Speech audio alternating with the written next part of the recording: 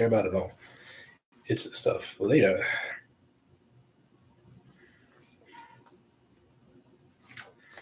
Do not let your nerves destroy you, man. Ooh. Ah. All right, for anybody watching, this is the Winners Wear t-shirt. It's an Ankh here for the symbol. And then that's the Eye of Heru right there in the middle to make one unique symbol. So, well, like one unique pattern on the shirt. So yeah, if you want one of these in your own size, it has from like small to, I believe, 3X, 4X large. 4X large, yeah. So from small to 4X large. If you want one of these, you can get it from my website. The description is, well, it's the link to the website to buy the t-shirt is in the description. So if you want one, just go to the description, click the link. So yeah, right now I'm going to read my favorite book here. This is On Managing Yourself. This book will inspire you to stay engaged throughout your 50-year work life, tap into your deepest values, solicit candid feedback, replenish your physical and mental energy. It also help you balance your work, home, and community and self. It also help you spread positive energy throughout your organization, rebound from tough times, decrease distractibility and frenzy, and delegate and develop employees' initiative. And I tell you, man, this thing right here might be my favorite book.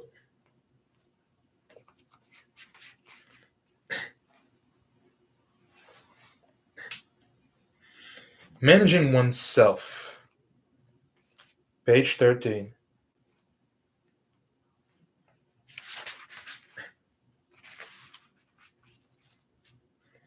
We live in an age of unprecedented opportunity. If you've got ambition, drive, and smarts, you can rise to the top of your chosen profession, regardless of where you started out. But with opportunity comes responsibility. Companies today aren't managing their knowledge workers' careers. Rather, we must each be our own chief executive officer. Simply put, it's up to you to carve out your place in the work world and know when to change course. And it's up to you to keep yourself engaged and productive during a 50-year work life. Well, that may span some 50 years.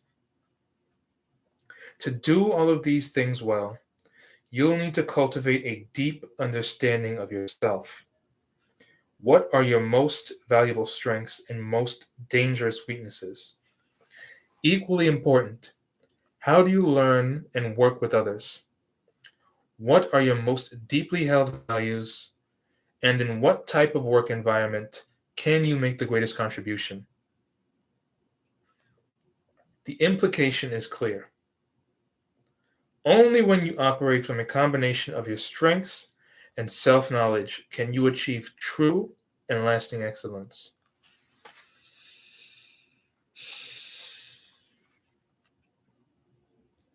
To build a life of excellence, begin by asking yourself these questions. What are my strengths? To accurately identify your strengths, use feedback analysis. Every time you make a key decision, write down the outcome you expect.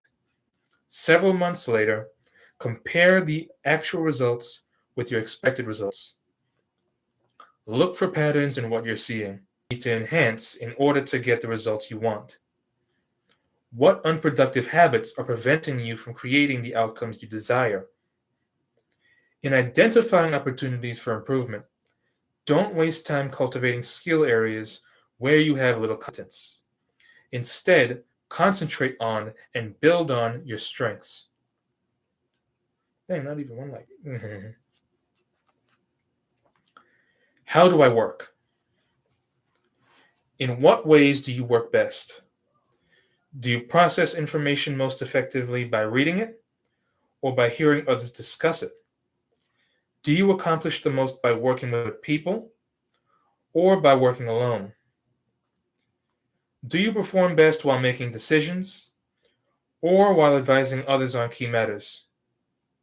Are you in top form when things get stressful, or do you function optimally in a highly predictable environment? Mhm. What are my values? What are your ethics? What do you see as your most important responsibilities for living a worthy, ethical life? Do your organization's ethics resonate with your own values? If not, your career will likely be marked by frustration and poor performance. Where do I belong? Consider your strengths, preferred style, and values. Based on these qualities, in what kind of work environment would you fit in best? Find the perfect fit, and you'll transform yourself from a merely acceptable employee into a star performer.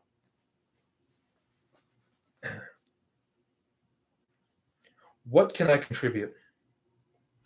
In earlier eras, companies told business people what their contributions should be. Today, you have choices to decide how you can best enhance your business's performance. First, ask what the situation requires. Based on your strengths, work style, and values, how might you make the greatest contribution to your business's efforts? Mhm. So, yeah, you have to cultivate a deep understanding of yourself and how you work best. And how can that help benefit other people? Who's got the monkey? 33. Whew.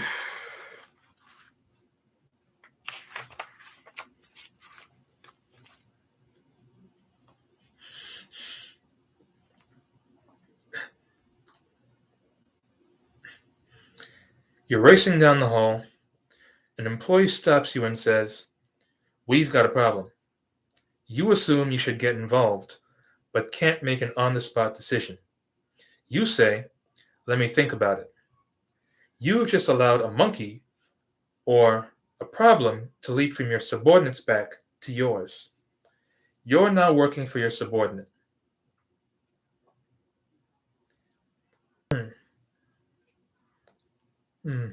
Thanks for really trading that word for like employee. Hmm. Hmm.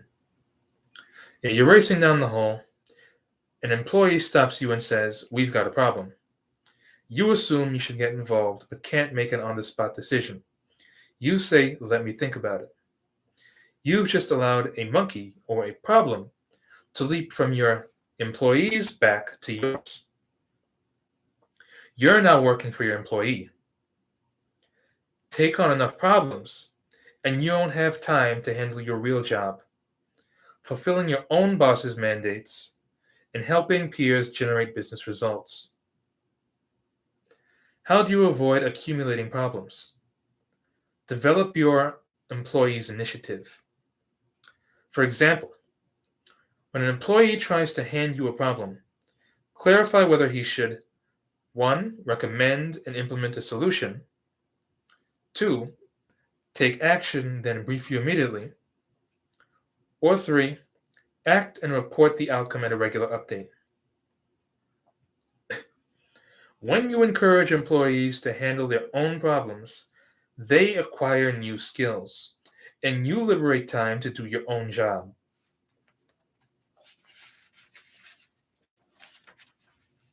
Wow.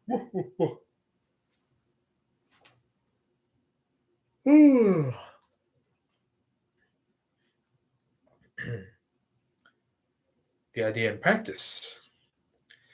How to return monkeys or problems to their proper owners. Make appointments to deal with problems. Avoid discussing any problem on an ad hoc basis or just out of the blue. For example, When you pass an employee in the hallway, you won't convey the proper seriousness. Instead, schedule an appointment to discuss the issue. Specify a level of initiative. Your employees can exercise 5 levels of initiative in handling on the job problems. From lowest to highest, the levels are 1. Wait until told what to do. 2. Ask what to do. 3. Recommend an action, then with your approval, implement it. 4. Take independent action but advise you at once. And 5. Take independent action and update you through a routine procedure. When an employee brings a problem to you, outlaw use of level 1 or 2. Agree on and assign level 3, 4, or 5 to the problem. Take no more than 15 minutes to discuss any problem. Agree on a status update. After deciding how to proceed, agree on a time and place when the employee will give you a progress report. That's pretty good. Examine your own motives. Some managers secretly worry that if they encourage subordinates to take more initiative, they'll appear less strong, more vulnerable, and less useful. Instead, cultivate an inward sense of security that frees you to relinquish direct control and your subordinates, and support your employees' growth. Develop employee skills. Employees try to hand off problems when they lack the desire or ability to handle them. Help employees develop needed problem-solving skills. It's initially more time-consuming than tackling problems yourself, but it saves time in the long run. So basically, like that old saying, give a man a fish, he eats for a day. Teach a man how to fish, eats for a lifetime. Yeah, basically. It's a bit more time consuming, but once you teach them how to do it, they'll be able to solve their own problems. Foster trust. Developing employees' initiative requires a trusting relationship between you and your subordinates. If they're afraid of failing, they'll keep bringing their problems to you rather than working to solve their own problems. To promote trust, reassure them it's safe to make mistakes.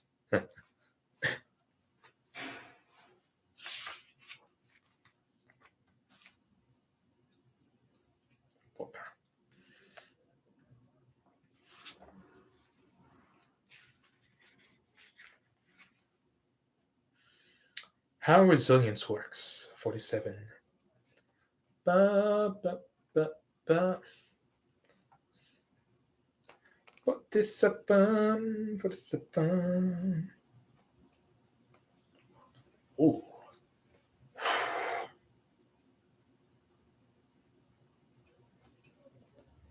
Let me get to that page.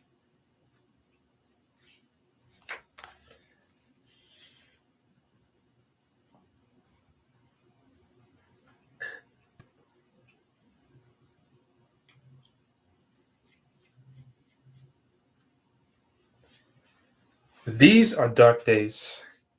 People are losing jobs, taking pay cuts, suffering foreclosure on their homes.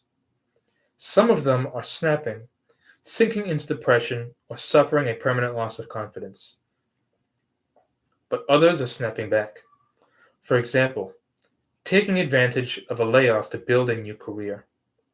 What carries them through tough times? Resilience. Resilient people possess 3 defining characteristics. They coolly accept the harsh realities facing them. They find meaning in terrible times. And they have an uncanny ability to improvise, making do with whatever is at hand. In deep recessions, resilience becomes more important than ever. Fortunately, you can learn to be resilient.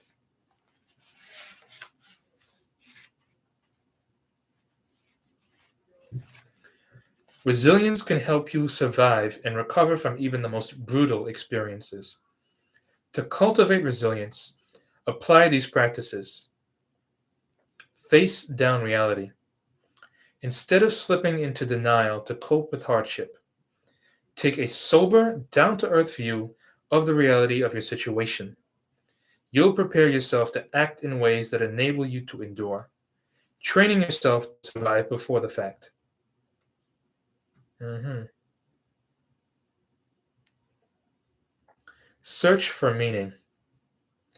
When hard times strike, resist any impulse to view yourself as a victim and to cry, "Why me? Why me?"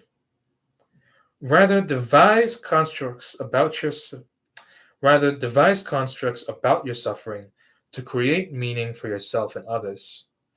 You'll build bridges from your present day ordeal to a fuller, better future. Those bridges will make the present manageable by removing the sense that the present is overwhelming. Hmm. Oh, I like this one. Example.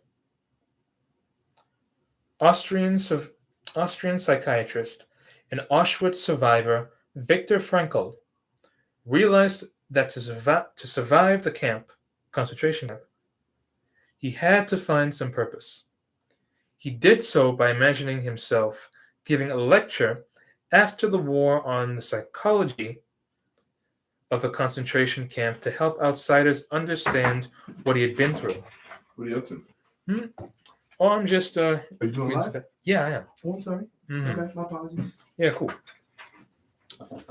So yeah, he did so by imagining giving himself a lecture on the war of the psychology of the concentration camp to help outsiders understand what he had been through. By creating concrete goals for himself, he rose above the sufferings of the moment. Continually improvise. When disaster hits, be inventive. Make the most of what you have, putting resources to unfamiliar uses and imagining possibilities others don't see.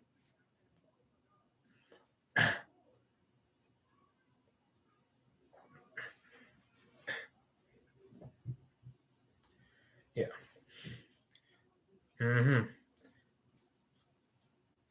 Example. Mike founded a business with his friend Paul, selling educational materials to schools, businesses, and consulting firms. When a recession hit, they lost many core clients. Paul went through a bitter divorce, suffered a depression, and couldn't work. When Mike offered to buy him out, Paul slapped him with a lawsuit claiming Mike was trying to steal the business. Mike kept the company going any way he could, going into joint ventures to sell English language training materials to Russian and Chinese competitors, even publishing newsletters for clients, and even writing video scripts for other competitors. The lawsuit was eventually settled in his favor, and he had a new, much more solid business than the one he started out with. So, yeah, when tough times come, improvise and make use of every resource you can. How resilience works.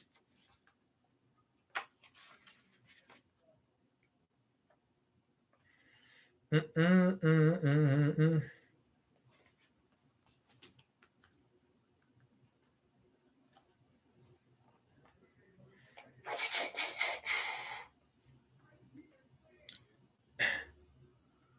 Oh, manage your energy, not your time.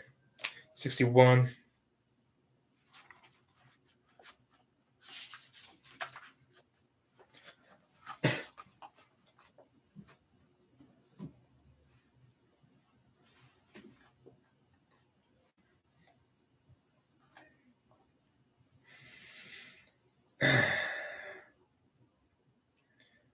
Organizations are demanding ever higher performance from their workforces. People are trying to comply, but the usual method, putting in longer hours, has backfired. They're getting exhausted, disengaged, and sick. And they're defecting to healthier job environments. Longer days at the office don't work because time is a limited resource. But personal energy is renewable. By fostering deceptively simple rituals that help employees regularly replenish their energy, businesses build workers' physical, emotional, and mental resilience. So yeah, these are good ways, even not just in a business environment, but just these are good practices to learn for yourself if you ever feel like you're sluggish or exhausted during the workday. These rituals include taking brief breaks at specific intervals, expressing appreciation to others, reducing interruptions, and spending more time on activities people do best and enjoy most. Mhm.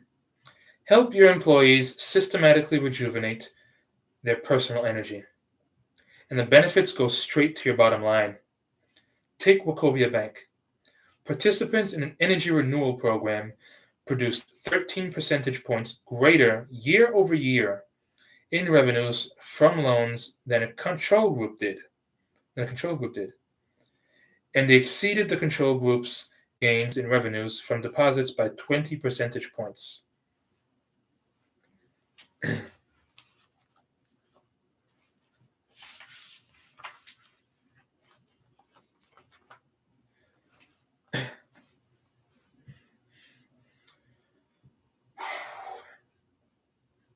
Schwartz and McCarthy recommend these practices for renewing four dimensions of personal energy.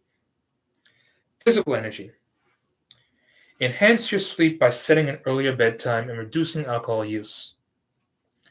Reduce stress by engaging in cardiovascular activity at least 3 times a week and strength training at least once.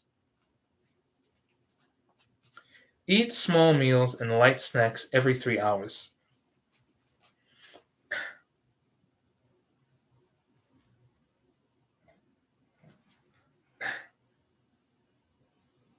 Oh, yeah, my mother told me about that, but I never really took it seriously.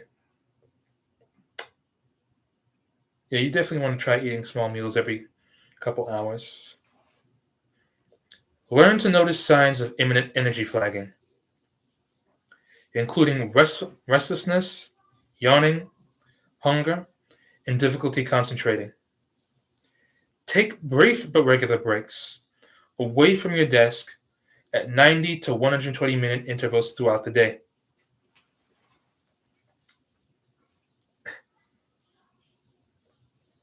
Emotional energy. Diffuse negative emotions, irritability, impatience, anxiety, and insecurity through deep abdominal breathing. Fuel positive emotions in yourself and others by regularly expressing appreciation to others in detailed, specific terms through notes, emails, calls, or conversations. Look at upsetting situations through new lenses. Adopt a reverse lens to ask, what would the other person in this conflict say? And how might he be right? Use a long lens to ask, how will I likely view this situation in 6 months? Employ a wide lens to ask, how can I grow and learn from the situation? Mental energy. Reduce interruptions by performing high concentration tasks away from phones and email. Respond to voicemails and emails at designated times during the day. Yeah, set times. Next day. Then make it your first priority when you arrive at work in the morning.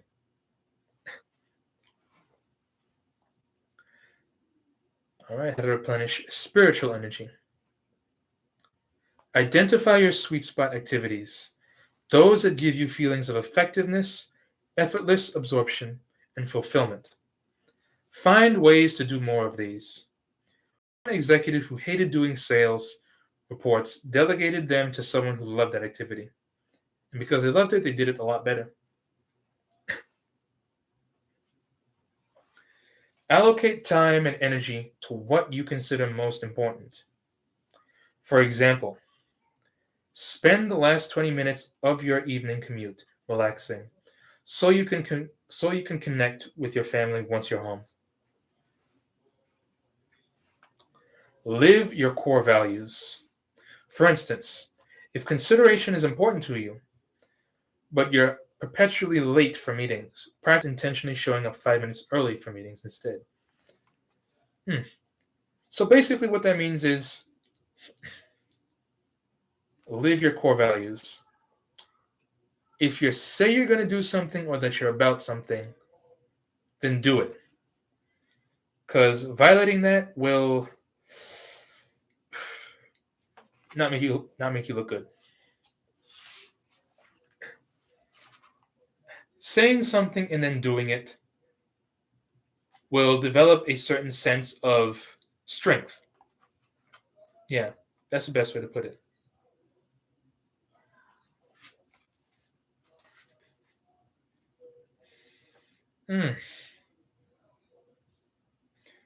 Overloaded Circuits, 79.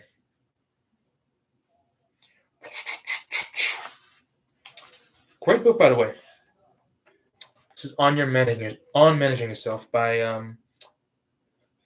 Clayton M. Christensen. Yeah, if you ever have issues like focusing or working on tasks for a long time, I really recommend this book. Oh, and also if you want to support my channel, or if you just really like this T-shirt that I'm wearing right here, this is a Winners Wear T-shirt. I have the link to buy one in the description. It's like $20.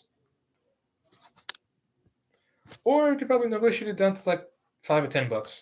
Anything will do. But yeah, if you want one for yourself in your own size, just go to the description and click the link. You can buy it from my website. Anyway, back to reading this.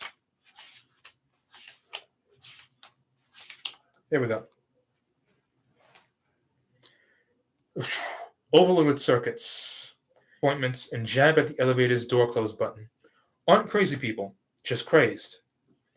They're suffering from a newly recognized neurological phenomenon called attention deficit trait. Not ADD, attention deficit disorder.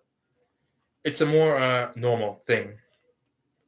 It's not a good thing, but it's something you can work out of.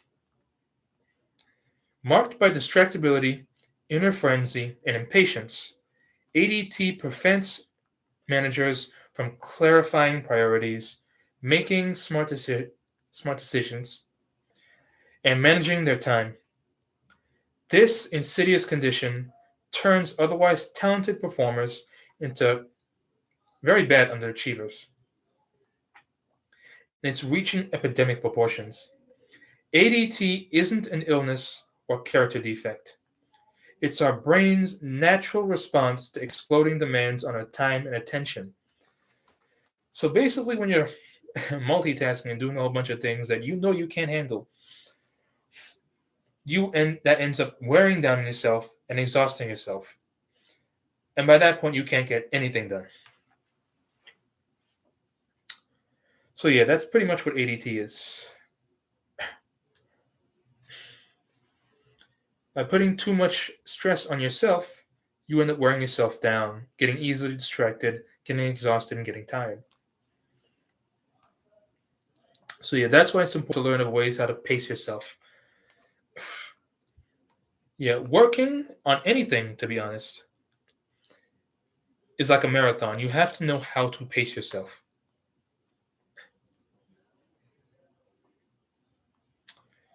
Yeah, as data increasingly floods our brains, we lose our ability to solve problems and handle the unknown. Creativity shrivels, mistakes multiply. Some sufferers of this eventually melt down. How to control ADT's ravaging impact on performance. Foster positive emotions by connecting face-to-face with people you like throughout the day. Take physical care of your brain by getting enough sleep, eating healthfully, and exercising regularly. Organize for ADT, designating part of each day for thinking and planning, and setting up your office to foster mental functioning. For example, keeping part of your desk clear at all times. These strategies may seem like no brainers, but they'll help you vanquish the ADT demon before it can strike.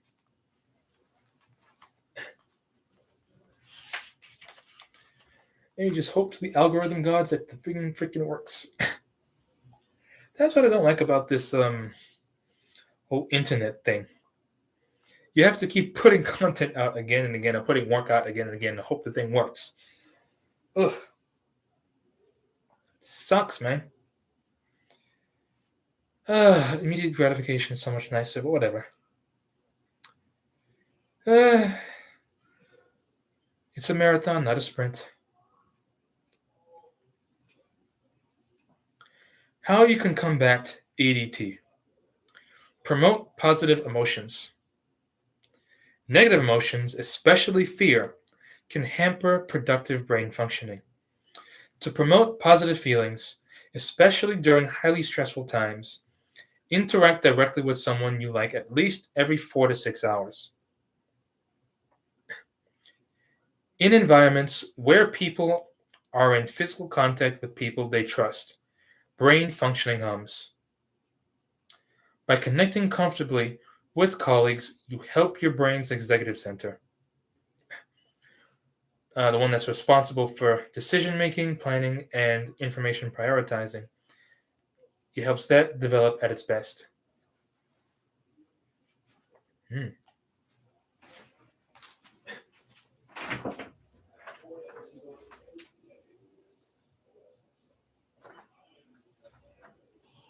Okay. You do you for me. You do you. Ba, ba, ba, da, ba, ba, ba. Get that bread on me. Oh god, that sounds so stupid. uh,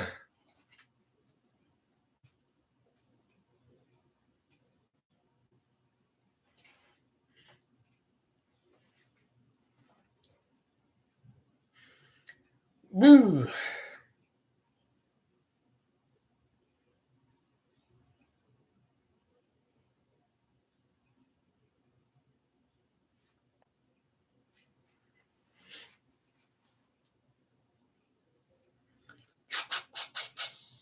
Oh yeah. Take physical care of your brain. Ample sleep, a good diet, and exercise are critical for staving off attention deficit trait. You're getting enough sleep if you can wake up without an alarm clock. You're eating well. Damn. Am I really gonna do that? Well, I mean, crap. If I can't get out of the bed to do push-ups, then I might as well do it on the bed. Can I do push-ups from the bed? 1 sec. I'm testing something out. Wow. And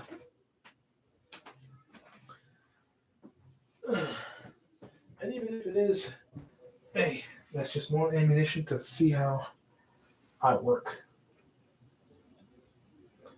All right. I mean, it's just a flat surface.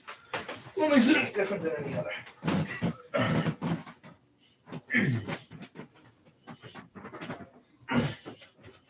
And I wouldn't really say, oh, that's not good. Oh, that's actually better.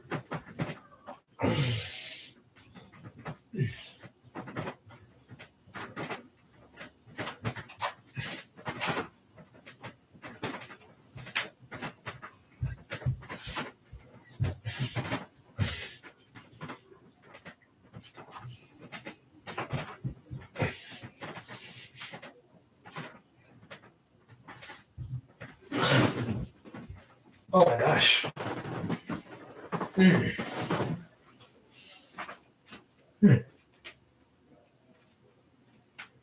Yeah, I think I felt a burn.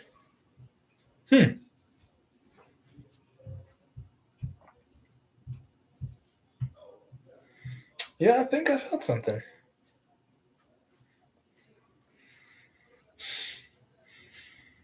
Yeah, I think I found something that'll help me wake up. That's nice. Yeah, just do it on the bed. Doing crunches is kind of iffy.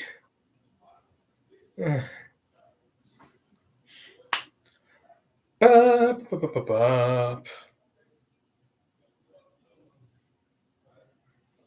I'm taking a break.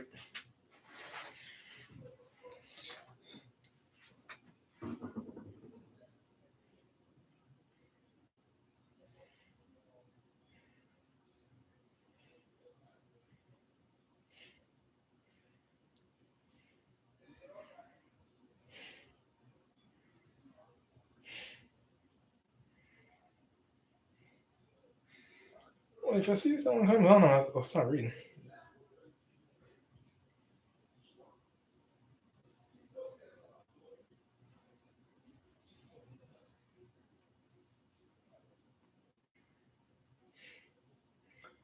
I really like it, and I want to actually continue doing it. But I'm like, dang, since when was it so big?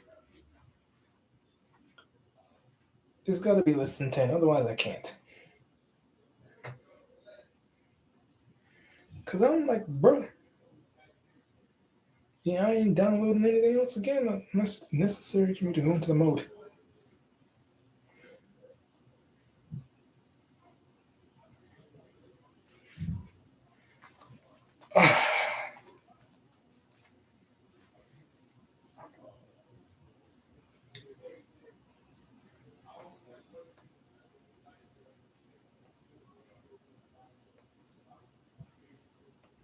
Oh, crap. Doing that shit on camera.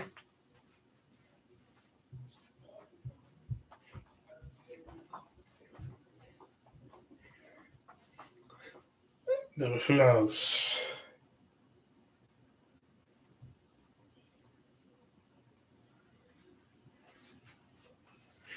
I actually really like that idea. Yeah.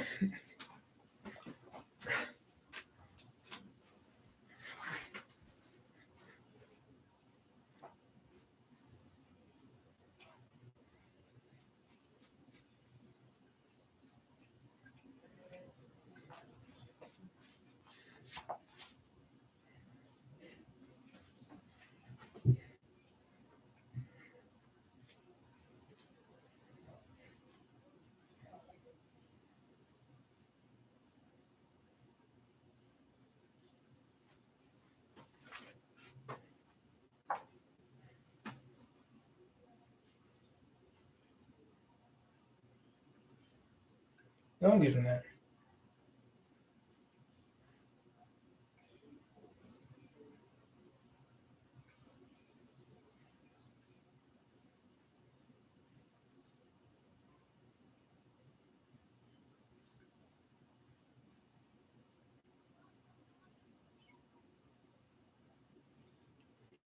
He'll tell me no.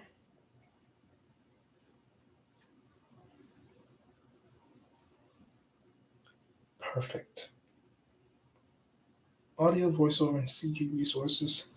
That is a half. That's basically half. Yes.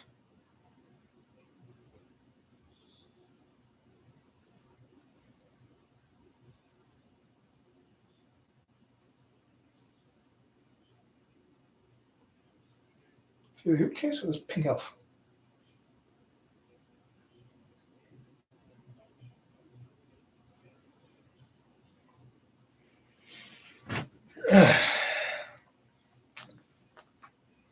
Flipping and didn't even have the sets. Like, wow.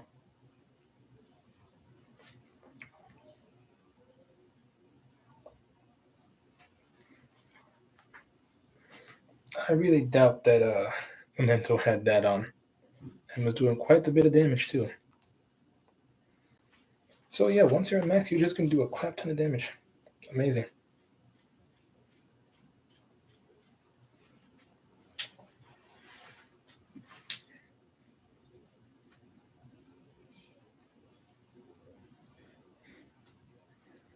Well, the way I see it, I have Ice Naraka, so I probably should.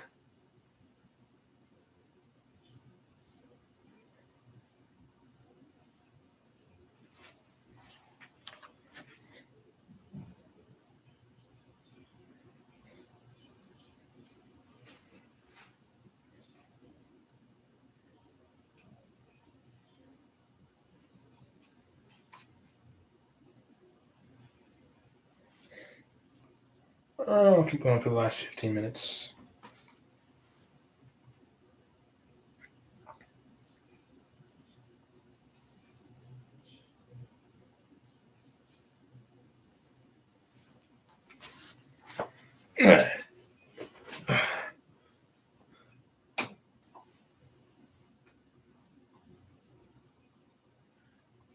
I was thinking of going for it, but I'm just like, no, fam, no.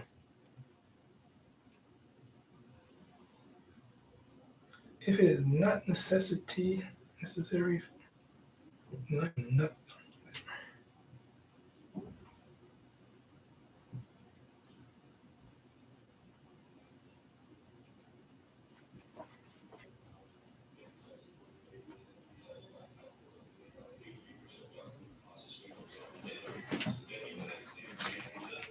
All right, where's the next one?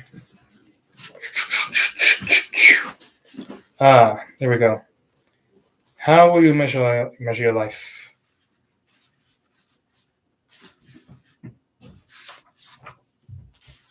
All right, next one. Yeah, be a better leader, have a richer life. 97.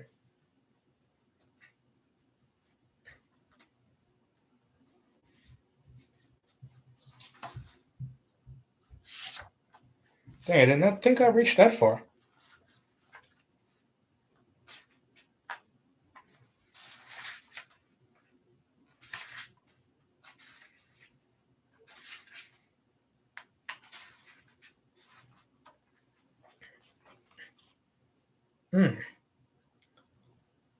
Life's a zero-sum game, right?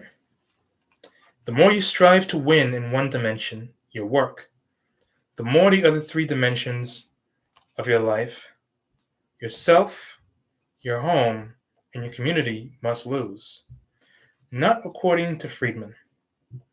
You don't have to make trade offs among life's domains, nor should you.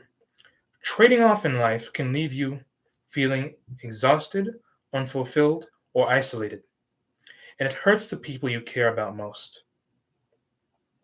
To excel in all dimensions of life, use Friedman's total leadership process. First, articulate who and what matters most in your life. Then experiment with small changes that enhance your satisfaction and performance in all four domains. For example, exercising 3 mornings a week gives you more energy for work and improves your self-esteem and health, which makes you a better parent and friend. Friedman's research suggests that people who focus on the concept of total leadership have a 20% to 39% increase in satisfaction in all life domains, and a 9% improvement in job performance, even while working shorter weeks.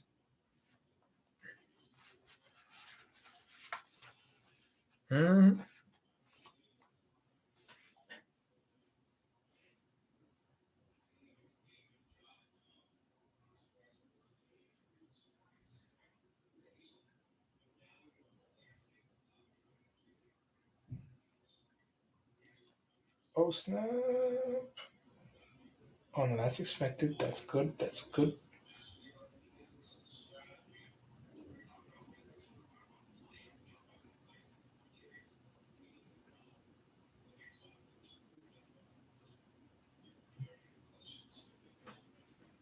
Half is necessary, so 6 gigs? Well, let's be honest here. It's probably not going to be 6. It's going to be more like, probably like 7 or 8, which is perfect. That's fine. As long as it gives me a little extra space to work with. Yeah, I am not downloading all that. Oh, hell no.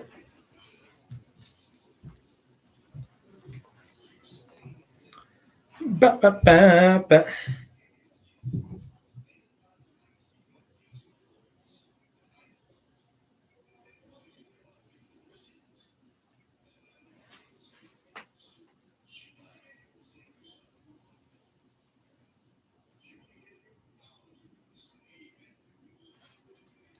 Ba, ba, ba, ba, ba, ba.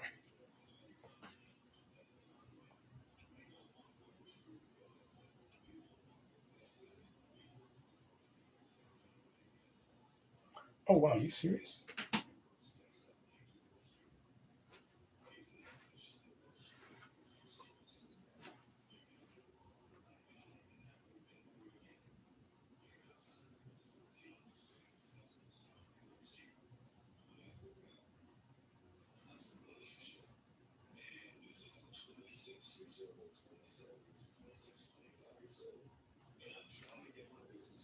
Mhm. Yeah, total leadership helps you mitigate a range of problems that stem from making trade offs among your different dimensions of your life. Feeling unfulfilled because you're not doing what you love. Feeling inauthentic because you're not acting according to your values. Feeling disconnected from people who matter to you. Feeling exhausted by trying to keep up with it all.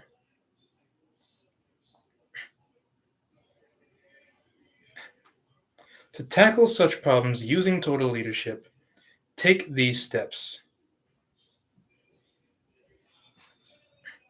Reflect. Number one, reflect. For each of the four domains of your life, work, home, community, and self, reflect on how important each is to you, how much time and energy you devote to each, and how satisfied you are in each. Are there discrepancies between what is important to you and how you spend your time and energy? What is your overall life satisfaction? 2. Brainstorm possibilities. Based on the insights you've achieved during your four-way reflection, brainstorm a long list of small experiments that may help you move closer to greater satisfaction in all four domains. These are new ways of doing things that would carry minimal risk and let you see results quickly. For example, turning off cell phones during family dinners could help you sharpen your focus on the people who matter most to you. Exercising several times a week could give you more energy. Yeah, I know that one for sure. It helps. It helps big time.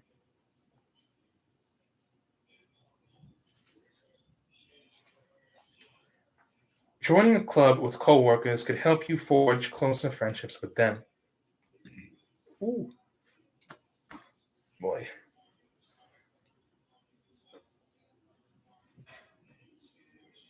Hmm.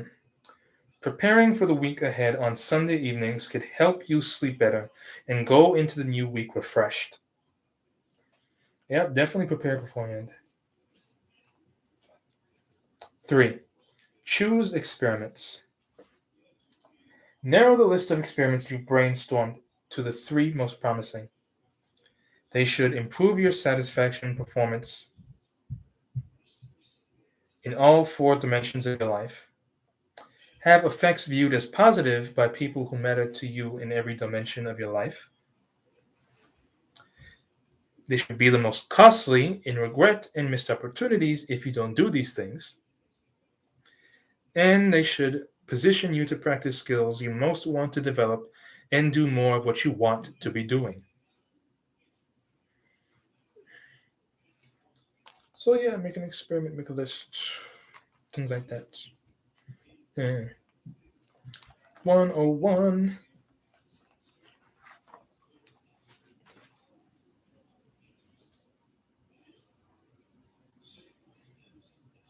Yada yada yada you.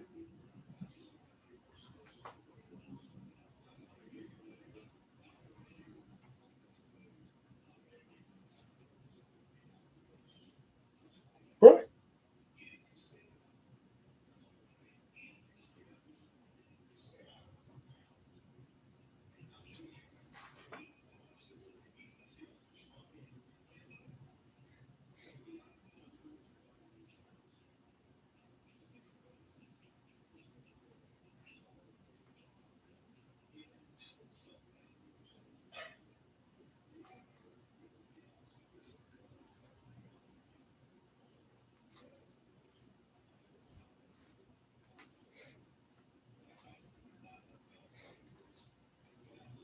If it's not necessary, I'm not getting it.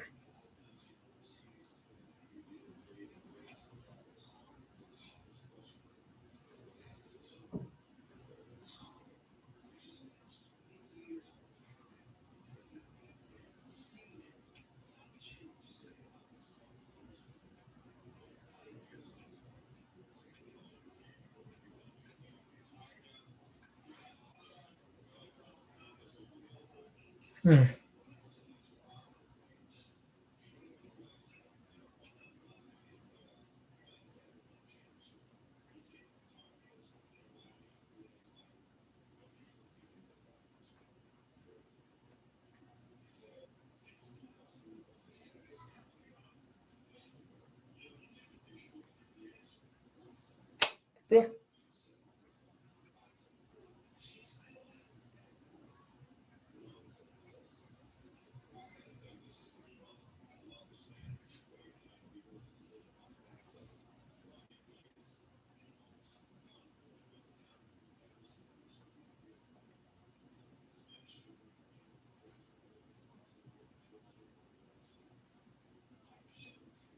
Okay.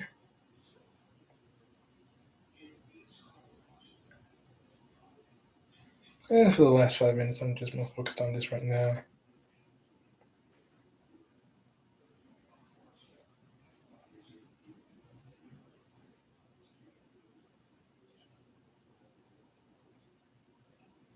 Okay, fine.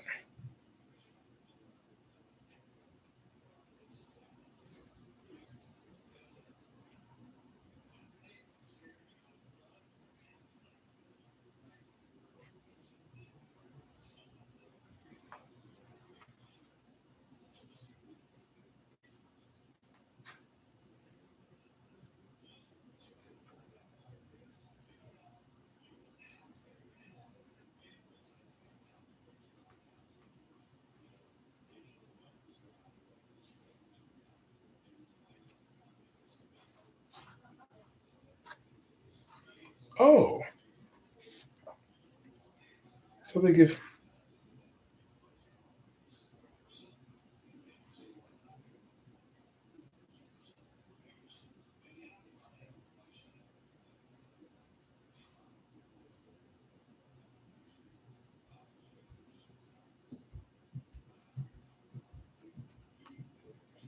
Scipular Night Squire.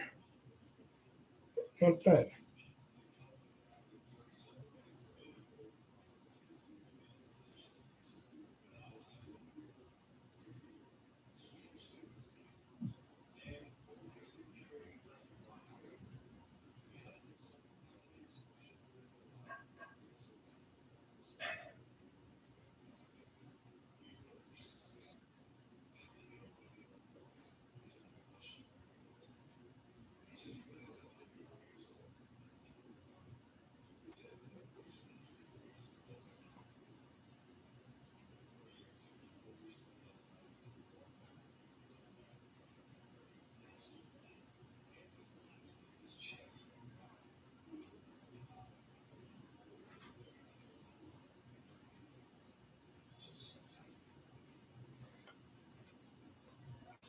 Don't read interactions.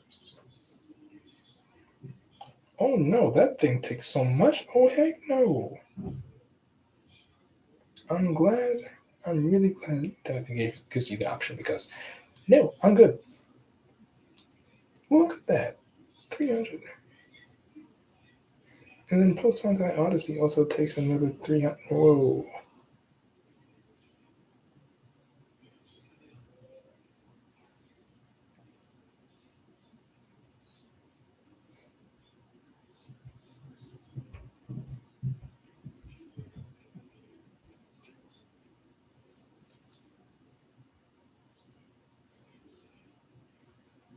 I want to see where it is.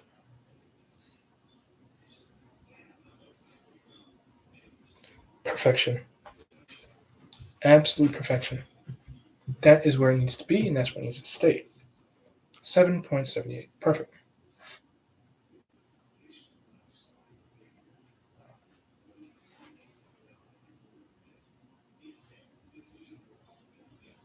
If it takes up that much, then no, I don't need bridge interactions.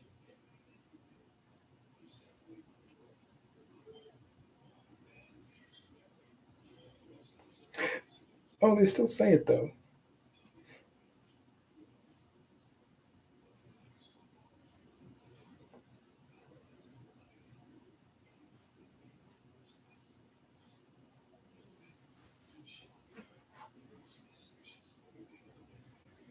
All right, let me finish this.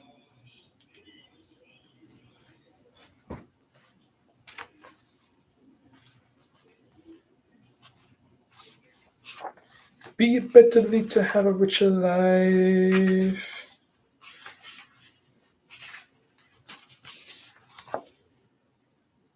Yeah, you see, it's a balancing act. I get to do what I want, and whoever wants to, I'm going on a journey. And whoever wants to be a part of that journey can come on with me. That's it. Now, if I feel like doing a poll and I'm not too sure like what things I want to do, then I'll let you guys decide for me.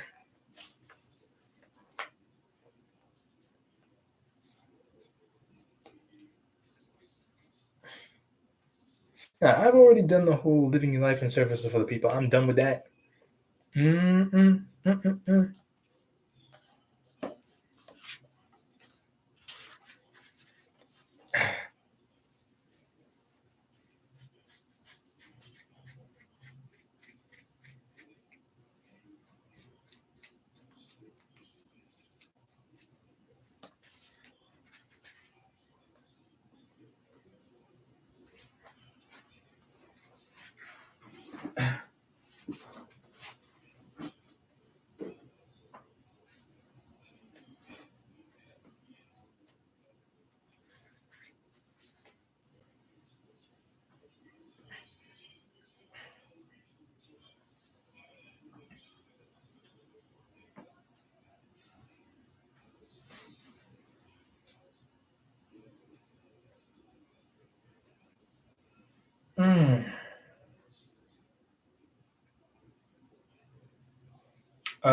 Yeah.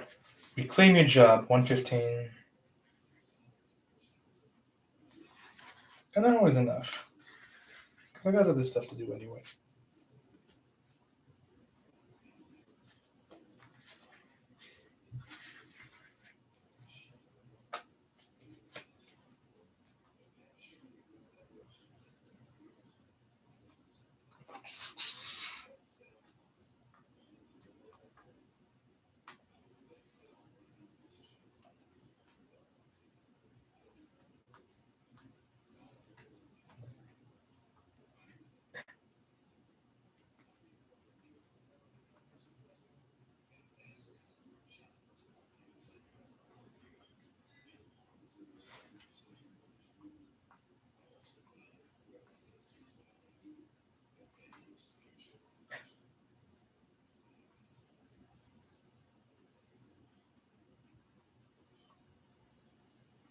90% of managers waste time and fritter their productivity away,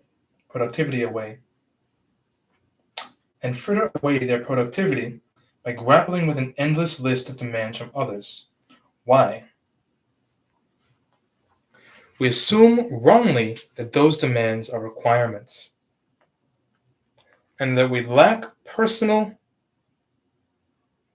discretion or control over our jobs. The consequence? We remain trapped in inefficiency. But we can escape this trap. If we learn how to grasp opportunities, trust our own judgment, and methodically fulfill personal goals with that tally with our organization's objectives or with our business's objectives. The keys: set priorities, then stick to them. Focus on efforts that support those priorities. Overcome resource constraints by attacking goals strategically, demonstrating success at every step. And develop a range of alternatives to exploit when Plan A fails. We all want to make a difference in our businesses, as well as build satisfying careers.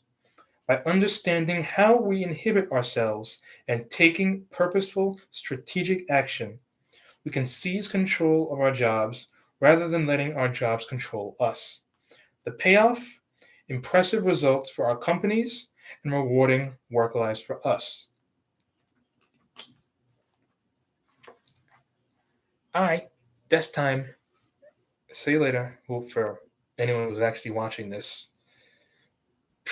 Who in the world would watch this?